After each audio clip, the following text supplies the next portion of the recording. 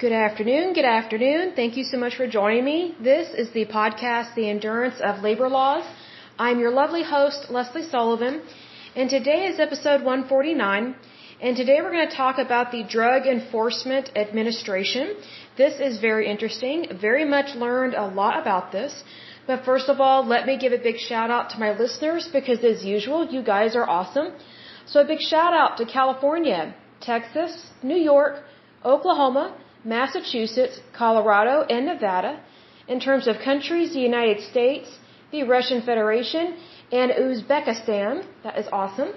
A little bit of housekeeping. Some of the things that are celebrated or brought attention to in this week of September is it is National Keep Kids Creative Week. I think that's a really good thing to do because I think sometimes kids get bored, especially when they're just indoors all the time. So for sure, do some creative things. I think that's wonderful.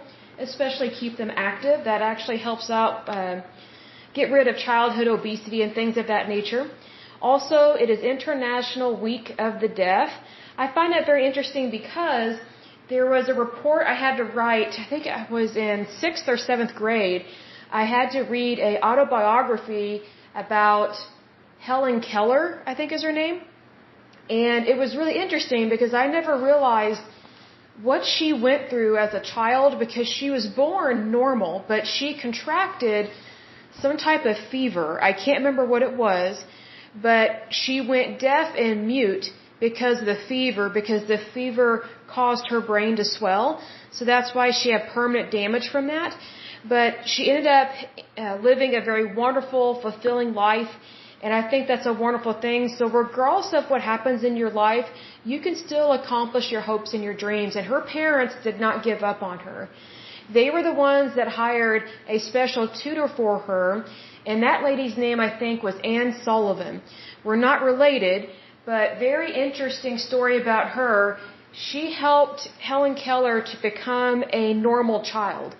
And so she helped her to have those natural skill sets that children are supposed to have. She taught her to read and write, all these things.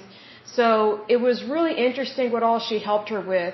So it's just a really fascinating story about Helen Keller and about Anne Sullivan for sure. Very unique women, very strong women, especially during a time when women were not, they weren't always treated with dignity and respect, especially in their careers. And also, if you had a child that had any kind of disability, they were considered a burden like times 1,000 compared to today. It was just not considered, it was considered a curse to have a child that had any form of disability whatsoever. But her parents, Helen Keller's parents, did not view her as that, and they wanted her to have the best life possible. So God bless her and God bless her parents. They did not give up on her. So some other things that are interesting about the month of September. The month of September is National Library Card Sign-Up Month. I didn't know that. I don't know if people sign up for library cards anymore because everything is so digital these days, but who knows. But I remember back in the day when I was a little girl, you had to have a library card in order to check out books. And if you didn't have that card, it didn't matter how much begging and pleading you did. Those librarians were mostly mean old women, and they were not going to let you have that book to read. They were just stupid sticklers, but who knows what's going on today. It is also National Italian Cheese Month. That is cool. I love cheese myself. My favorite type of cheese is goat cheese, especially when it is breaded and baked. That's my favorite. Let's see, this is also National Neonatal Intensive Care Awareness Month. That's really cool. I've met some people over the years that have had, I guess, where their babies were delivered too early and they had to be put in intensive care. And, that is just around-the-clock care for a child. I mean, that's really impressive to me that we have the tools and the medical science to keep someone alive, pretty much when they're born early. And too early. So it's one of those things that we are very blessed with modern medicine, and that is just such a wonderful thing to have for sure. But let's go ahead and dive into this puppy here. Again, we are taking a look at the Drug Enforcement Administration. This is a federal agency, so they're going to spend a lot of money. mostly way too much money. I was shocked at how high their budget is, and it just has gotten worse over the years. They are overpaid, and it's very unfortunate. Like, they have access to way too many things, and the DEA, that is what their abbreviation is for the Drug Enforcement Administration, they've been criticized for so many things over the years, and there were things that I was not aware of that they were criticized for, but I can see why they were criticized. They are a federal agency that acts like they are above it all when they are not. They actually do report to the American people, but they do not see it that way because these are federal jobs. So this is one of those things where we have a federal agency that acts like it's all that in a bag of chips, and it thinks that it is over the American people when they are not.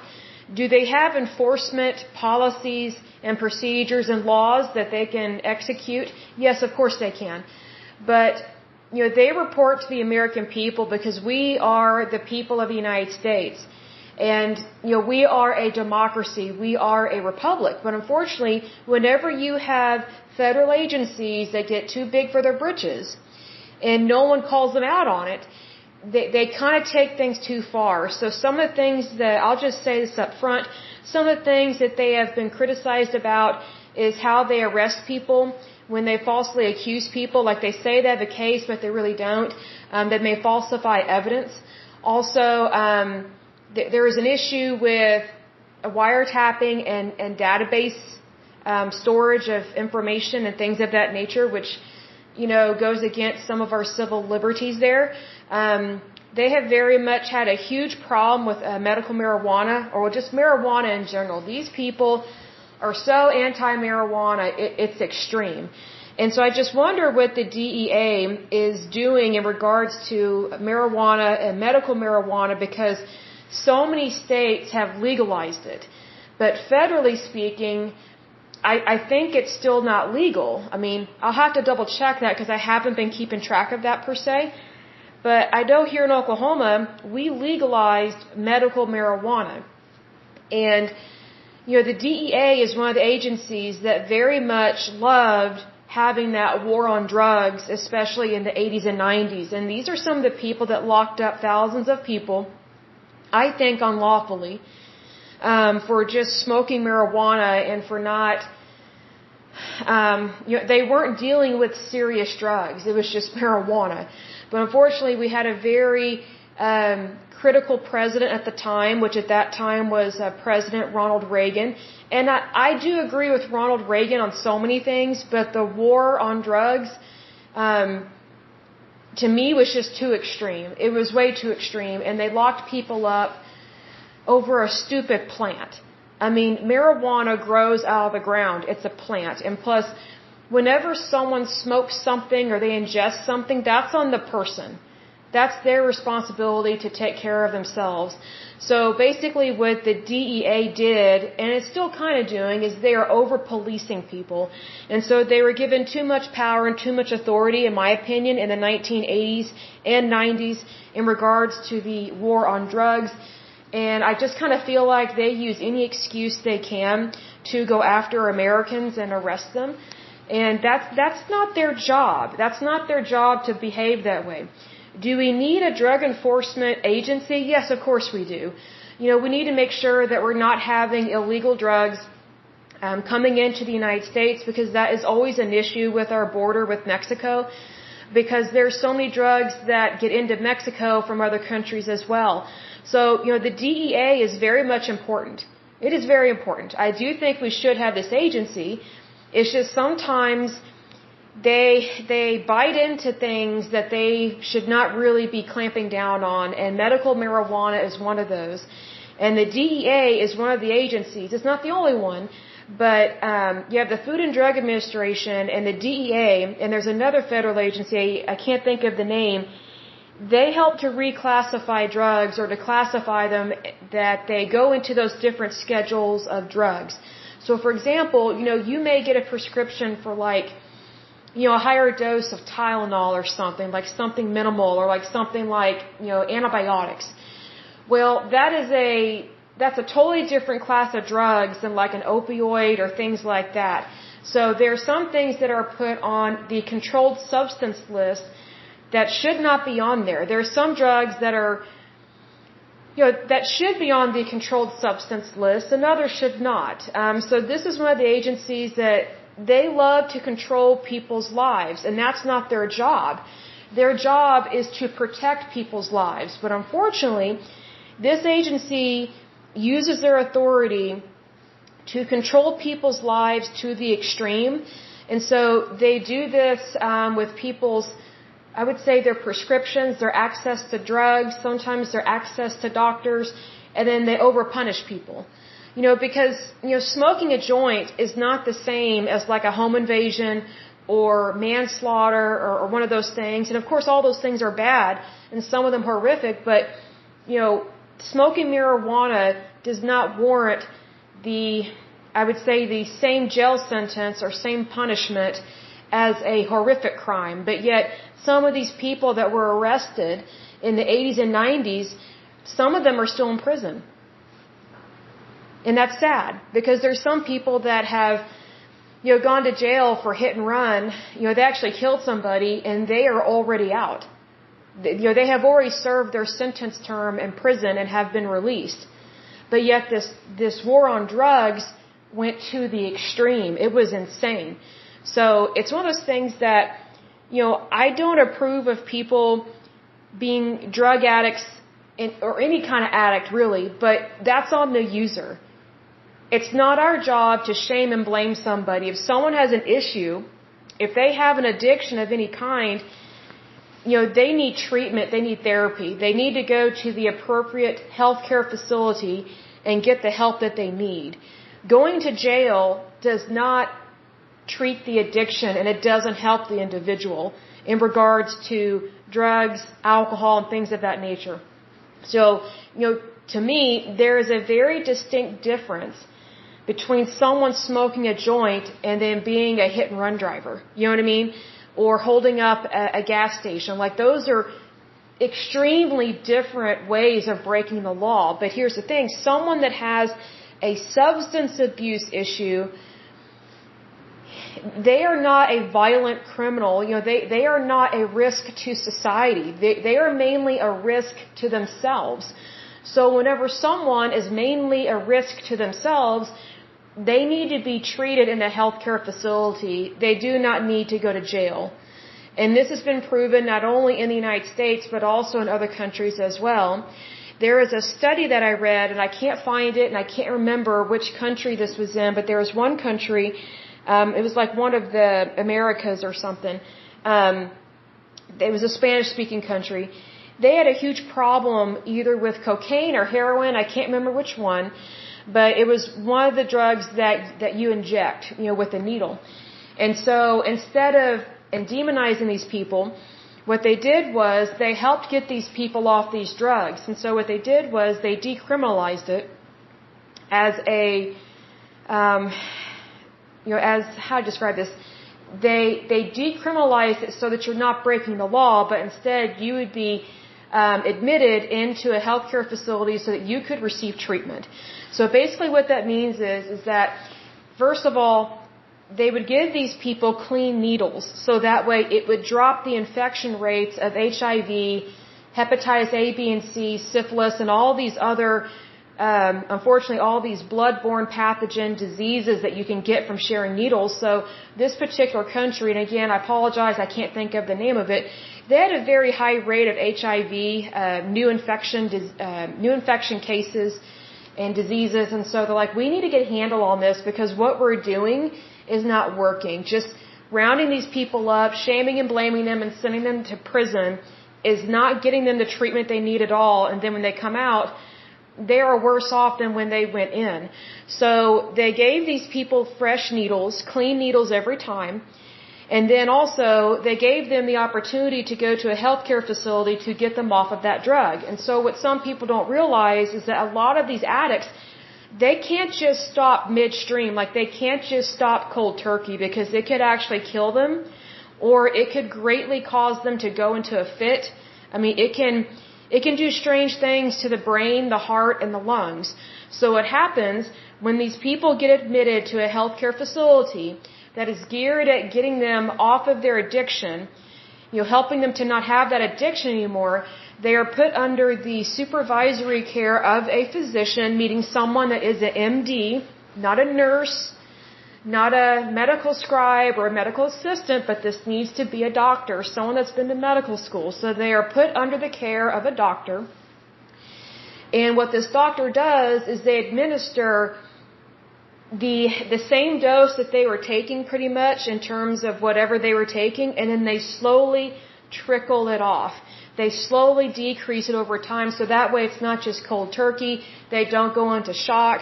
They don't have agitation. They don't have, I don't know if the right word is psychosis, but they don't have like a psychological episode, which is what can happen sometimes when these people are taken off of their drugs, because also a lot of these people are using street drugs. So whenever these people go to these healthcare facilities, they are getting, I don't want to say pure drugs per se, because that can be harmful in terms of it being 100% XYZ, whatever it is, but they get a clean version of it. So it's not adulterated, it's not a street drug, it's medically regulated. So that way they know exactly what these patients are being administered, they know what dose, and they know what ratio. Because the thing that sucks about street drugs, first of all, it being a bad habit to have, it's very horrible for your health, horrible for your life, but also you technically don't know what you're getting, because you're not getting this medicine from a doctor, you're not getting it from a pharmaceutical company, you're just getting it from some random person on the street. Who knows how they made it? If it was in a clean, sterile facility, probably not. It could be contaminated with something else. So just so you know, the drugs that are administered to these patients that go into these healthcare facilities, these are not street drugs. They are the same drug that they're taking in terms of like heroin, cocaine, whatever the case may be, but it's a purer version of it. I don't mean it's more concentrated, because that would be more lethal, but this is where it's not a contaminated street drug. So that way they know exactly what these patients are taking, and they can help them to not need or desire this drug anymore. And so whenever this country, I can't remember the name again, but whenever this country ran that operation that way, they had a extremely high success rate for people that were cured of their addiction. They never wanted to do that drug again, and their lives were cleaned up, and they went back to living a normal life, and they had no desire pretty much to ever do a street drug again like that. See, that's the appropriate way to handle that. If you just throw them in prison and you don't get them the care that they need, and then also they are around some really bad people, all you're doing is you are creating more criminals. So that's what happened during the war on drugs via the DEA. They actually created a bigger problem. So that's very unfortunate, but that's sometimes what happens when you have a knee-jerk reaction to things. So just FYI, that's kind of how that happened and why it happened. It's unfortunate, but every day, we can always get better at what we do, right? So it's good that we shine a light on this, because I think there's a lot that we need to know and understand about our different federal agencies, because should we have them? Yes. But their jobs and their responsibilities and the privileges that they have to enforce their jurisdiction is questionable, in my opinion. And I say that with the utmost respect, because I know they do a good job. I know they protect us from a lot of things, but they also overdo it. They're almost like the TSA, those agents at the airport. When you meet a bad one, it's like hell on earth. It's horrible, right? So this is why you have to be careful with how much power you give to the federal government and how much money you give to them. Because whatever monies you're giving to them, these are federal tax dollars, meaning our wages are paying for this. So just be aware of that. So just a little bit of information about it. The DEA was formed July 1st, 1973. It had different names before then, but the DEA is a merging of several different departments. So, President Richard Nixon was trying to bring all these departments together so that way they could function better, which is a good idea.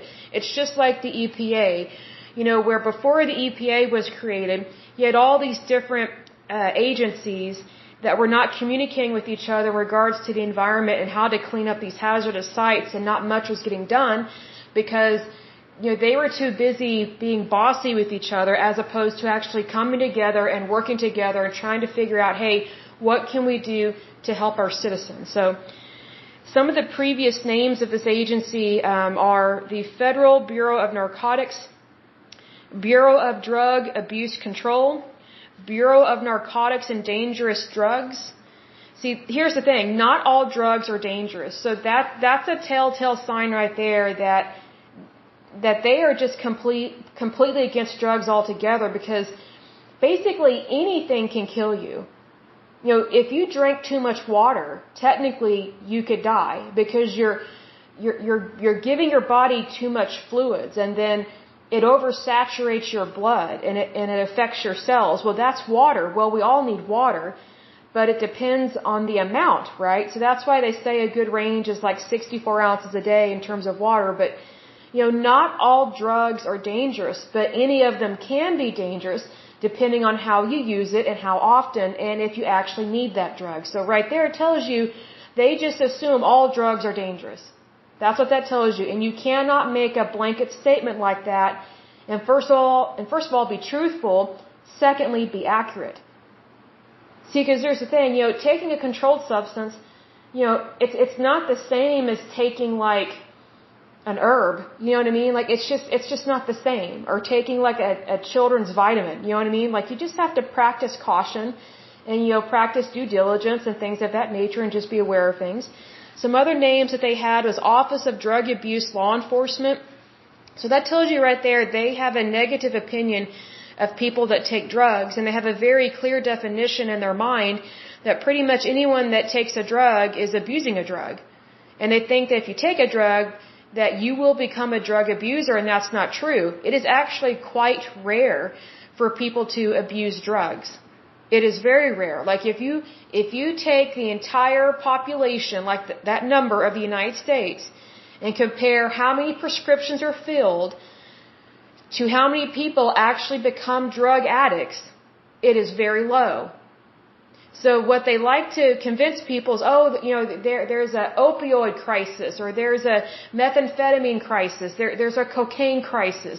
They use the word crisis to get people stirred up. And plus the news media, they always love a free hotline, right? Like they always love a new hot ticket item to sell, basically to scare people on their shows. But here's the thing, not everything is a crisis. What is a crisis, an everyday crisis, is these federal agencies, this one included, spending way too much money, targeting Americans, harassing people, and possibly, and sometimes unlawfully arresting people and putting them in jail. That's a guarantee, because that has happened, and it's been very unfortunate. Another name for their agency was Office of National Narcotics Intelligence. Boy, that's scary. So they're going to stalk you regardless of what you take. That's not pleasant. So as of 2019, they have 10,169 employees. So they have a little over 10,000 employees, right? Here's what their budget was for that same year. $3.136 billion, and that's billion with a B. That is way too much money going towards one agency, and they only have 10,169 employees. The problem is, they have several problems. They overpay their people. Some of their officers, some of their agents make $100,000 a year. It's guaranteed income. So some of these officers, or these agents, starting out after training, sometimes they make as much as a general practitioner who has been to medical school.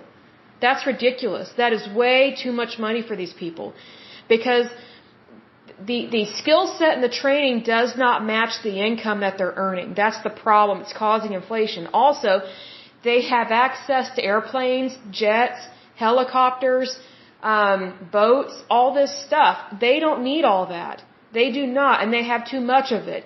So one of the reasons why this department or this agency has such an overinflated budget. And when we say budget, that means they are given those monies unquestionably. So it's not just, hey, we're making a request, and yes, they do make a request, but, Congress doesn't tell them no, and they should. They should tell them, you need to get your budget down into the millions, because billions, this is ridiculous. This is taxpayer dollars that you are squandering. Like, you don't need all this fancy stuff. It's ridiculous. So their jurisdictional structure is within the United States. They are a federal law enforcement agency. Their headquarters is in Arlington, Virginia. They have 4,924 special agents. The current agency executive or administrator is Ann Milgram. And then let's see, their parent agency, like who's over them, is the United States Department of Justice. The Department of Justice has had some issues where they over-entitle people to do their job, so they give them too much authority, and I think that's very unfortunate, so they need to work on that. But let's go ahead and dive into this a little bit deeper. It says the Drug Enforcement Agency, administration, also known as the DEA, is a United States federal law enforcement agency under the U.S. Department of Justice, tasked with combating drug trafficking and distribution within the United States. It is the lead agency for domestic enforcement of the Controlled Substances Act, sharing concurrent jurisdiction with the Federal Bureau of Investigation. So some of this in terms of what they do might sound familiar because they are a little similar to the FBI, but they are not completely the same. They are two totally different agencies, and for a good reason. Let's see, they also share jurisdiction with the U.S. Immigration and Customs Enforcement and U.S. Customs and Border Protection. So just so you know, the border agents that are at the border with us in Mexico, they do so much to protect us, and those people, they are not paid enough. The border protection people, they are paid less than DEA agents. I mean, the work that they do is way harder. They're dealing, with, basically the natural elements of the weather because they're out there literally on our border and they have so many things to deal with. It's crazy. And also our U.S. Customs border agents, they also have to deal with infectious disease because there are so many people coming across our border, whether legally or illegally, that are not up to date on their shots, and we don't know what diseases they are carrying and what they are bringing into the United States, which is why we need to greatly limit how many people come into the United States, and we need a border wall. Even communist China has a wall, but we don't. That is sad and pathetic, like we're not protecting our country. That's really sad. It says the DEA has sole responsibility for coordinating and pursuing U.S. drug investigations both domestically and abroad. It seems to me like they do more stuff domestically because that's where they spend the most money, but yet they're not really doing a whole lot in terms of getting that taken care of, at least from what I've seen. In terms of a little bit of history about them, it says the Drug Enforcement Administration was established on July 1st, 1973, by Reorganization Plan No. 2 of 1973, signed by President Richard Nixon on July 28. It proposed the creation of a single federal agency to enforce the federal drug laws, as well as consolidate and coordinate the government's drug control activities, which I agree with that. It's very similar to the EPA. It was supposed to also help control spending, but I think it just led to more spending, so unfortunately I'm not really sure that panned out for the best.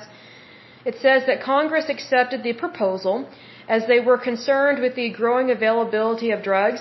Now, during the 1970s, they were very concerned about medical marijuana, cocaine, and there was another drug they were concerned about because the 1960s were very much a crazy time, sex, drugs, and rock and roll kind of thing. It was a very crazy time. It says, as a result, the Bureau of Narcotics and Dangerous Drugs, the Office of Drugs Abuse Law Enforcement, and approximately 600 special agents of the Bureau of Customs, Customs Agency Service, and other federal offices merged to create the DEA. So this is why they have so many employees, even so. To me, they don't have enough employees to justify a $3.136 billion budget. I find that to be very ridiculous. Now, we're going to talk briefly about Timothy McVeigh. This is just kind of squeezed in here into this article, but talks about this guy that blew up a federal building. And I remember this. It was in 1995. I was in the 5th grade, and I remember when this happened because this happened in Oklahoma. So very sad.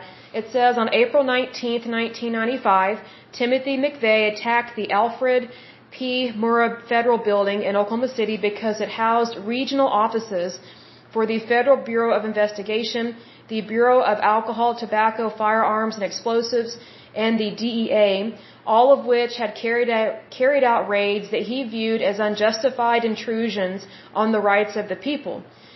But see, here's how stupid this guy was. He thinks that what these people did was wrong, and possibly what they did was wrong, but it did not justify blowing up anybody. Like, that's never appropriate. Like, this guy, not only did he blow up, this federal building and federal employees, there was also a daycare center that was in that building, and it killed children. So I don't know why someone thought it was a wise idea to put a daycare in a federal building, but needless to say, I don't think they do that anymore. It was sad. I thought it was weird that they put a daycare in there, because I was like, that's not a safe place to put children, because what if someone is mad at the federal government? You've basically put those children at risk, and that's exactly what happened. It says, this attack caused the deaths of 2 DEA employees, 1 task force member, and 2 contractors in the Oklahoma City bombing, and there were many more people that were hurt and harmed besides those people. Let's see here. It says some of the security measures that they took after the fact was including hydraulic steel road plates to enforce standoff distance from the building, metal detectors, and guard stations. Well, here's the thing. From what I remember about Timothy McVeigh, and I can't remember the other guy's name that helped him out. I think he's still alive and is in prison. I forget his name. They put all these explosives in a car. So I don't think they actually got in the building. So this was outside the building. So you can have all the metal detectors and all this quarantining kind of stuff in the building and right outside the building, but it still will not protect you from an explosion that takes place in a car, which is what they did. So then it goes on to say in February 2003, the DEA established a digital evidence laboratory within its offices of forensic sciences that has nothing to do with the Timothy McVeigh issue, but it's just kind of inserted in there. I guess they're trying to let people know that they have better laboratory evidence. So I guess that's better, which it should be. But needless to say, the Murrah bombing was horrific here in Oklahoma, and it was a shock. I mean, no one would have ever expected that to happen. But it's one of those things that when you have crazy people that have crazy thoughts, they do strange things. Because I look at it this way, if someone has a problem with somebody else, you don't go blowing them up, and you don't blow up where they work, or you don't target you don't target anybody. Like you file a complaint, or you get an attorney, or you go to like a watchdog agency and you report it. Like, you cannot solve problems with violence like that. It just doesn't work that way. It's one thing, if you are in war, let's say, for example, World War II. The number one reason why the United States got involved in World War II was because Japan bombed us. They bombed Pearl Harbor. We had every right to get involved in the war at that time and to go after Japan and the Nazis and things of that nature. But it's one of those things, if someone's not attacking you, you don't have the right to go out and kill people. You know what I mean? Because it's one of those things, you're not justified. Because, with World War II, we were completely justified in defending ourselves and defeating, these evil powers that were overseas and that were starting to come over to the United States and hurt and harm our citizens. So it's one of those things that there's a time and place to defend your country and to do it appropriately. But Timothy McVeigh, he was so screwed up in the head. He was extremely screwed up in the head because in his mind, he thought he was defending the United States by killing citizens of the United States. Like, that makes no sense whatsoever. Like, that's crazy. So just FYI, be aware of that. And it's just, I don't know how else to describe it, because I just remember when that happened. It was so horrible. Even though I was in the 5th grade, it was still very tragic. I remember the day. I remember where I was. I remember what class I was in. I remember my parents being very upset. I remember the adults being very upset, just in general in Oklahoma. And it was just kind of like, oh my gosh, what do we do?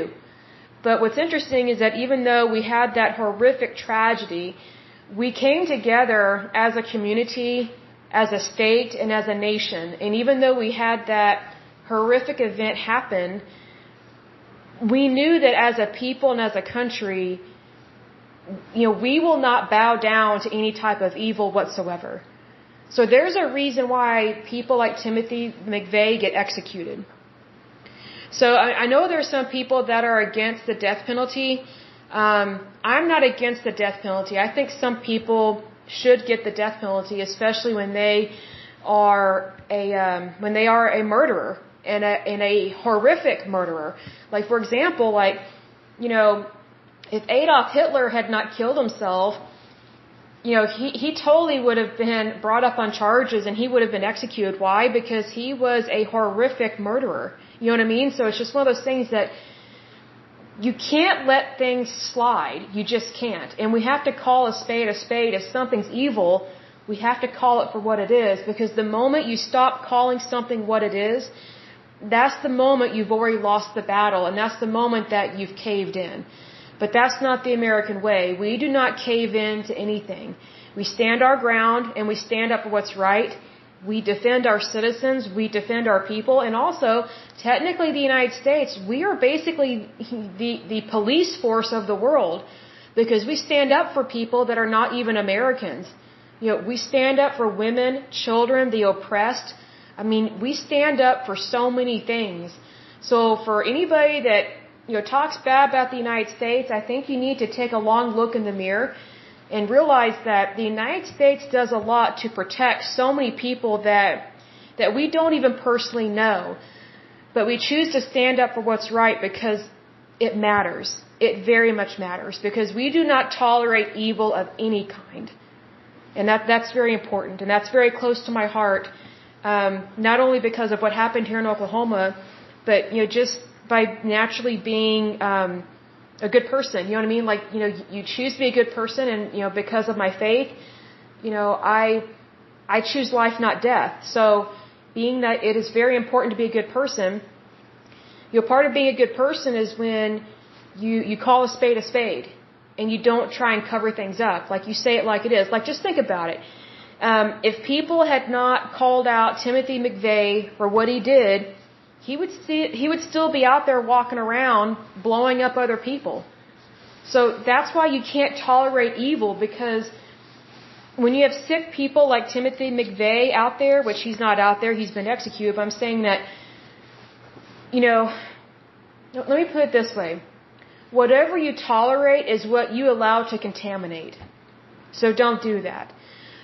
It's very important to protect yourself, your family, your country, your nation, your fellow man, woman, and child. It's very important to hold those things fast to your heart. So, God bless the agents and the police officers and the paramedics and all those that helped us recover from that horrific bombing that occurred here in Oklahoma City. And here's another thing. There's actually a museum about that. I haven't been to it because it's very upsetting to me, but I've been told by people that have gone to the museum, I think it's at the same site, I think. They said it's a wonderful museum, and it very much displays exactly what happened, and it tells the truth. And I think it's very important that we always tell the truth. Always, always, always. Because I think that it's one of those things that the more you try and sweep things under the rug, the more evil has a hold on our world, and we don't need that. To me, it's kind of like when people deny that the Holocaust happened. I'm like, how can you deny that when we have these concentration camps like Auschwitz. And we have Nazis. I mean, a lot of them have already passed away, but there were Nazi wartime criminals that they showed no remorse whatsoever for what they did. Even female war criminals that were Nazis showed no remorse for what they did. It was creepy. And some of these women were in their 20s. It was creepy. It's just like, you don't imagine, and you never think that a 20-something-year-old could be so evil. But here's the thing. Anyone can be evil at any time because it's a choice. And when someone chooses to degrade life, they've got some serious issues. But anyway, I don't want to get hung up on that because I think we should move forward and continue to discuss the DEA. But needless to say, it's very important to not tolerate evil of any kind. That's very important because that is the American way. We do not tolerate evil. We do not. That's why we are basically the police officers of the world. I don't necessarily like that, but if that's what we have to do to help protect people, then I guess that is our calling in life. And God bless the United States that we do so much to help people that we don't even know, but we do try and guard and protect, especially the innocent. So a little bit about this organization in terms of the DEA. It says the DEA is headed by an administrator of drug enforcement appointed by the President of the United States and confirmed by the U.S. Senate. The administrator reports to the Attorney General through the Deputy Attorney General. The administrator is assisted by a Deputy Administrator, the Chief of Operations, the Chief Inspector, and three Assistant Administrators for the Operations, Support Intelligence, and Human Resources Divisions.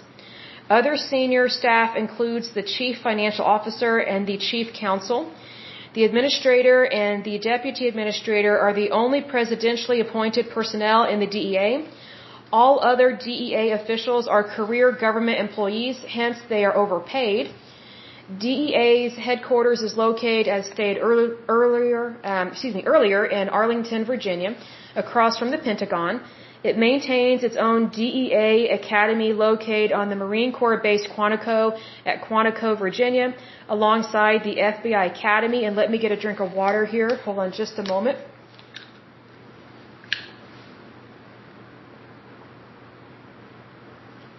Okay, good old water. Okay, so it says it maintains 23 domestic field divisions with 222 field offices and 92 foreign offices in 70 countries. I didn't know that.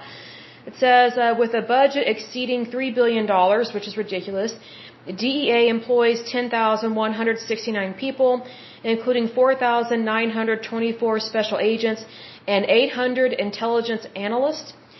Becoming a special agent or intelligence analyst with the DEA is a competitive process, meaning it is difficult. I don't know if it is as difficult as becoming, a FBI agent, but I would imagine that it's right up there. So in terms of the structure of this agency, we have the administrator. Below the administrator, we have the deputy administrator. Under that, we have Human Resources Division. Within that division is the Career Board, the Board of Professional Conduct, and the Office of Training. Next, we have the Operations Division. Within that division, there is the Aviation Division, so like their jets, their planes, their helicopters, that stuff that they don't really need.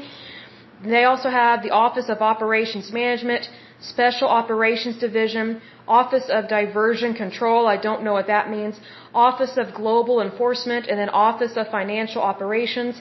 The next division is the Intelligence Division.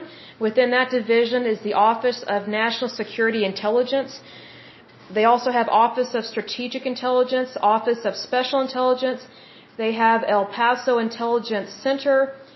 And then they have a OCDETF, whatever that stands for, Fusion Center. Okay, the next division is the Financial Management Division.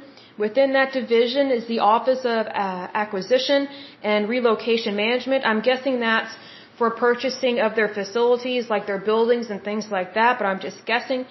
There's also the Office of Finance, Office of Resource Management. The next division is the Operational Support Division. Within that division is the Office of Administration, Office of Information Systems, basically IT, things like that, Office of Forensic Science, Office of Investigative Technology. The next division is the Inspection Division. Within that division is the Office of Inspections, Office of Professional Responsibility, and Office of Security Programs. And lastly is the Field Divisions and Offices. So next up, we will talk a little bit about the special agents, and we'll probably close this podcast episode with this one. So I'll make a note that we're ending it after the special agents, and then the next episode we'll start with aviation, talking about how they handle aviation, how they use it in their operations. So a little bit about their special agents. It says, as of 2017, there are 4,650 special agents employed by the Drug Enforcement Administration. DEA agents' starting salary is $49,746, and it ranges up to $55,483. After 4 years of working as an agent, the salary jumps to above $92,592. That's why, or one reason why, this agency spends way too much money. Way too much money. It's because they overpay their workers. Someone that does this kind of job that makes just as much as a doctor, I have a big problem with. Because again, the skill set does not match the pay. It just doesn't. It says, after receiving a conditional offer of employment, recruits must then complete an 18-week rigorous training which includes lessons in firearms proficiency, including basic marksmanship, weapon safety, tactical shooting, and deadly force decision training. To graduate, students must maintain an academic average of 80% on academic examinations, pass the firearms qualification test, successfully demonstrate leadership and sound decision-making in practical scenarios. I kind of find that hard to believe because they've been accused of arresting people that they should not have and interrogating people in a really horrific way. So I just wonder what kind of people they're choosing to do this and what are their qualifications for that, because that's kind of odd. It says, and they must pass a rigorous physical task test, which I agree with that because they should be physically fit. Upon graduation, recruits earn the title of DEA Special Agent. The DEA excludes from consideration job applicants who have a history of any use of narcotics or illicit drugs. Investigation usually includes a polygraph test, which is stupid because anyone can lie. And also, what if someone has a heart issue that they don't know about? It will show up on the polygraph, but it will look like they're lying when they're actually telling the truth. So polygraphs are outdated and they're stupid. So let's see here. The investigation usually includes a polygraph test for special agent, diversion investigator, and intelligence research specialist positions. It says here, applicants who are found through investigation or personal admission to have experimented with or used narcotics or dangerous drugs, except those medically prescribed, will not be considered for employment with the DEA. Exceptions to this policy may be made for applicants who admit to limited youthful and experimental use of marijuana. Such applicants may be considered for employment if there is no evidence of regular, confirmed usage and the full-filled background investigation and results of the other steps in the process are otherwise favorable. So just be careful about your youth there, I guess. Or only smoke or do it when you're younger. You know what I mean? So I'm not saying do that, but it seems like that's kind of their policy. If you're going to smoke something, do it when you're younger. It says the DEA's relatively firm stance on this issue contrasts with that of the Federal Bureau of Investigation, which in 2005 considered relaxing its hiring policy relevant to individual drug use history. So it's kind of one of those things. Each agency has its own criteria, and for definite reasons, I can see why with the DEA they would be more strict about drug usage, especially in someone's past, because their employer is for drug enforcement. So here's the thing. What they don't want to do is they don't want to put someone with a history of drug usage in a job that will tempt them to continue their drug usage issue or put them at risk to start it up again. And I had to pause the recording for a moment to sneeze because something's going on with my allergies. But anyway, I completely understand why they have that rule. It might seem extreme, but that's actually really smart. So that way, you're hiring people that, at least from the beginning, they will not be tempted to do drugs. However, drug usage is very common within, I would say, jobs like this because they are exposed to these things. And it is tempting, I would say. But anyway, that is it for this lovely podcast. I will go ahead and end it there. But as usual, until next time, I pray that you're happy, healthy, and whole, that you have a wonderful day and a wonderful week. Thank you so much. Bye-bye.